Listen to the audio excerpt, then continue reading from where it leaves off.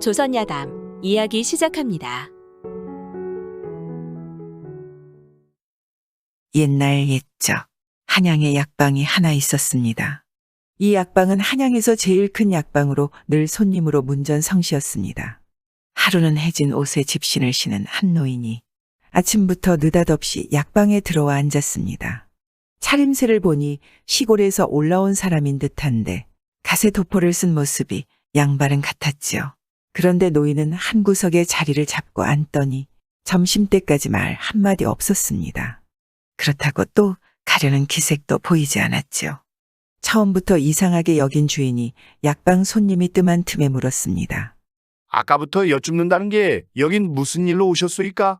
내가 이곳에 누구와 만나자고 약속한 일이 있어서 지금 이렇게 기다리고 있는 중이요.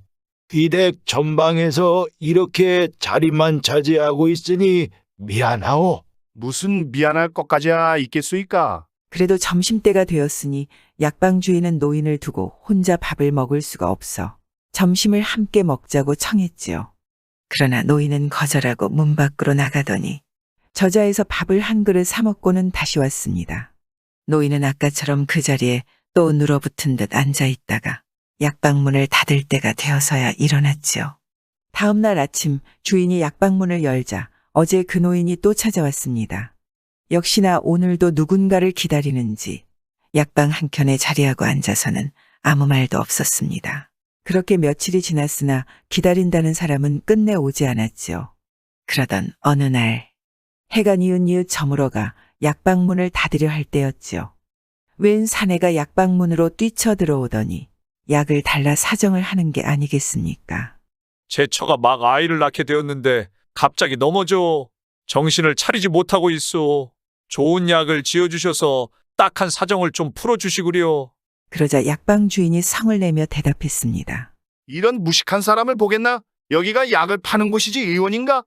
약을 파는 사람이 의술을 어찌 알겠는가? 이렇게 무작정 약을 달라니 아무 약이나 줄 수도 없고 이렇게 답답한 일이 있나? 어서 의원에게 가서 약방문을 알아가지고 오시게. 그러면 어련히 내가 알아서 약을 지어주지 않겠나? 원체 나는 의원이 어디 사는지도 모르외다. 그러지 말고 약 한 첩 지어 죽는 사람을 살려줍시오. 약방 주인도 참으로 답답한 노릇이었습니다. 무작정 사람이 아프니 약을 달라니 아무 약이나 줄 수도 없고 사정은 딱해 보였습니다. 그러자 한 구석에 앉아있던 노인이 대뜸 말을 걸었습니다. 곽향정 기산 3첩만 먹으면 차차 차도가 있을 것이요. 곽향정기산이라니요. 약방 주인은 그 말을 듣고는 코웃음이 나와버렸습니다. 그 약이 체한 것을 내리게 하고 응어리를 푸는 처방인데 아는 산모에게 쓰다니 그건 얼음을 써야 할 때 불을 쓰는 셈이외다. 손님은 그저 입버릇이 되어 외우는구려. 그러나 노인은 또 곽향정기산만을 외칠 뿐이었습니다. 마음이 급한 약사러 온 사람은 안달이나 졸랐지요. 일이 급하오니 그 약이라도 제발 좀 지어줍시오. 그러고는 약값으로 돈까지 내놓으니 주인은 할 수 없이 약을 지어주었습니다. 다음 날 아침 어김없이 약방이 열자 노인은 제 집인양 약방 안으로 들어와 앉았죠. 누굴 기다리길래 저리 출근을 하는지 약방 주인은 궁금하기도 하였지만 장사 준비에 바빠 그러려니 하고는 노인에게 눈길도 주지 않았지요. 그런데 오늘은 약방문을 열자마자 손님이 들이닥칩니다. 어제 여기서 약을 지어간 사람 중에 소인과 가장 가까운 이웃인데 그의 아내가 한창 아이를 낳다가 거의 죽게 된 것을 이 약방에서 좋은 약을 지어다 먹고 살아났소이다. 틀림없이 훌륭한 의원이 있다기에 식전부터 찾아온 것입니다. 3살짜리 내 아들이 지금 마마를 앓고 있는데 열이 내리지 않아 몹시 급합니다. 좋은 약을 써서 좀 살려주시지요. 이야기를 듣고 온 손님의 사정을 듣고 노인은 또 약을 처방해 줍니다. 곽향정 기산 3첩만 쓰면 알도리가 있지. 옆에서 이 말을 들은 약방 주인은 정말 어이가 없었지요. 백성들이란 약을 써보지 않았기 때문에 튼튼한 사람이 그 약을 쓰면 혹 효과가 있을는지도 모르나 3살 배기 어린아이에게는 절대 써서는 안 될 것이외다. 더구나 마마라는 병은 어제 그 산모와는 전혀 다른 병 아니오. 그러하나 곽향정 기산 3첩만 쓰면 알도리가 있지. 옆에서 듣고 있던 손님이 급한 마음에 말했습니다. 우리 아이가 죽어가고 있어. 당장 그 약이라도 좀 주시오. 약방 주인은 손님이 성을 내며 약을 달라 하자 또 그 약을 주고 말았습니다. 그렇게 약을 받아간 남자는 얼마 후 황급히 다시 찾아왔죠. 고맙습니다. 그 약을 받아다가 아이에게 먹였더니 바로 열이 내리고 씻은 듯이 나았습니다.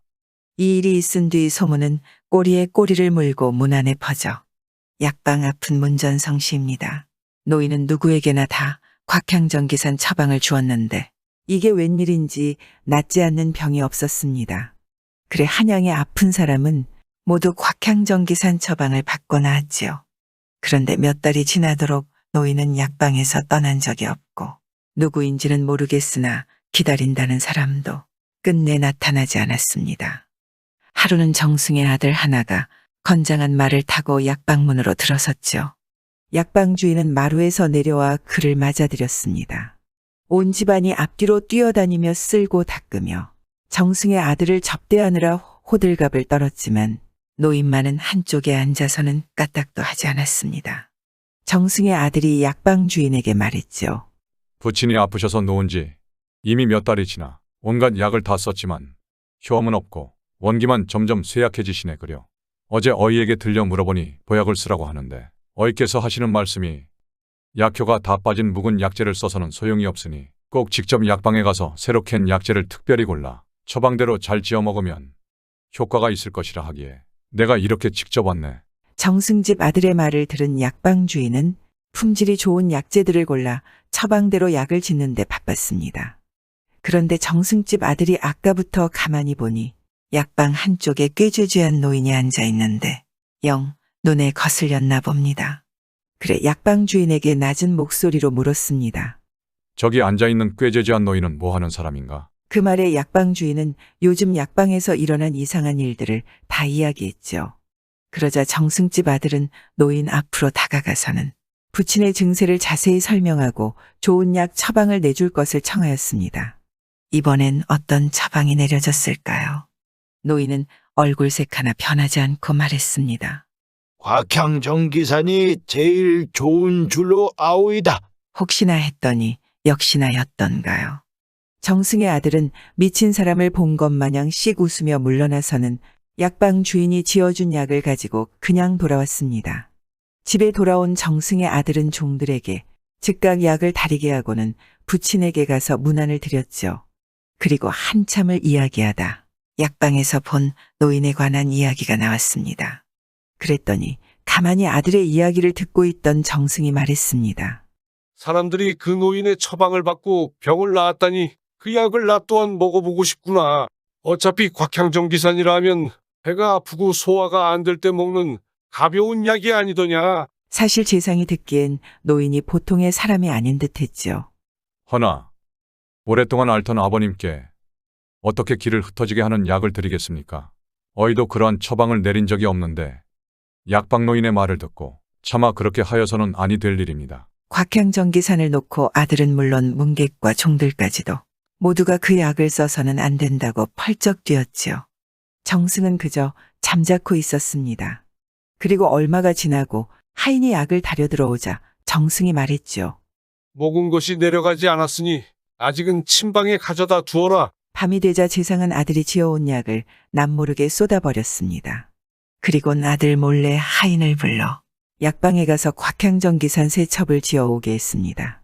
그러고는 그것을 한꺼번에 큰 솥에 달이게 하고 3번에 나누어 먹었죠. 정승이 첫 새벽에 일어나 앉으니 과연 정신이 깨끗하고 몸이 거뜬해졌습니다. 아들이 아침 문안을 오자 정승이 말했지요. 오늘 아침 묵은 병이 이젠 다 나았다. 어이의 말이 맞았나 봅니다. 과연 어이의 의술이 그리 뛰어나니 어이가 되었나 봅니다. 아들이 어이를 칭찬하며 기뻐하자 정승이 손사래를 치며 말했죠.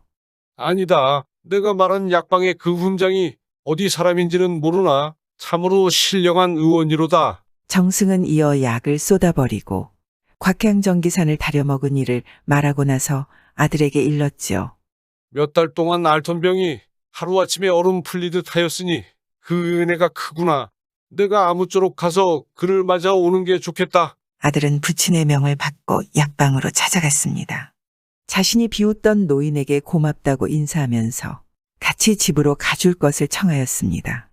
그러자 노인은 옷자락을 떨치며 일어나 말했습니다. 허허, 내가 성 안에 잘못 들어왔다가 이런 망측한 말을 듣는구나. 내가 어찌 그대 집에 문객이 되겠소? 만날 사람 다 만났으니 이제 그만 돌아가 봐야겠소. 노인은 그렇게 성을 내며 황망히 가버렸습니다. 정승의 아들은 아무 말도 못하고 노인의 뒷모습만 물끄러미 바라보았죠. 빈손으로 집으로 돌아온 정승의 아들은 정승에게 약방에서 노인을 만나고 빈손으로 돌아온 이야기를 전했지요. 정승은 그 말을 다 듣고는 속세의 때가 묻지 않은 그 노인의 지조에 더욱 감탄하였습니다. 그런데 그 뒤로 얼마 안 있어 임금이 병이나 앓기 시작하더니 그 증세가 점점 심해만 갔죠. 궁궐의 내의원들도 손쓸 발을 몰라하니 온 조정이 다 난리였습니다. 정승은 그때 내의원 제조로 있던 차라 마침 훈장에게서 느낀 바가 있어 임금의 병을 진찰하는 자리에서 임금에게 노인과 곽향정 기산 이야기를 꺼냈지요. 대개 의서에 이르기를 어느 해이든 해에 따르는 운수가 있어 그것이 순환하며 일시에 온갖 병을 일으킨다 했습니다. 병의 유형은 달라도 병의 근원은 그의 운수에 있을 수 있습니다. 임금이 정승의 이야기를 다 듣고는 말했습니다. 어차피 어이뿐만 아니라 내의원 의원들 그 누구도 내 병의 병명조차 모르지 않소. 병도 모르고 이약 저약 올리지 말고 정승의 말처럼 곽향정기산을 먹어보는 것도 나쁘질 않을 것 같소. 먹는다 하여 그리 해로울 것은 없는 것 아니요. 임금의 말에 의원들이 곧 곽향정기산을 다려 임금께 올렸죠. 과연 이번에도 효력이 통했을까요? 정말 그 약을 쓴 다음 날로 곧 임금의 병이 깨끗이 나았습니다. 임금은 더욱 감탄하며 그 노인을 찾아내라고 하였으나 끝내 간 곳을 알 수 없었지요. 살다 보면 누구나 어려움에 처할 때가 있습니다. 그럴 때마다 걱정하고 밤잠 못 이루지만 그 어려움이라는 것이 생각지도 못하게 간단한 방법으로 풀릴 때도 있지요. 그래 때론 나의 상황에 집중하지 말고 나를 둘러싼 주변 상황도 보아야 그 어려움이 쉽게 해결될 수도 있는 것 같습니다. 구독과 좋아요와 함께 오늘도 좋은 날 되세요.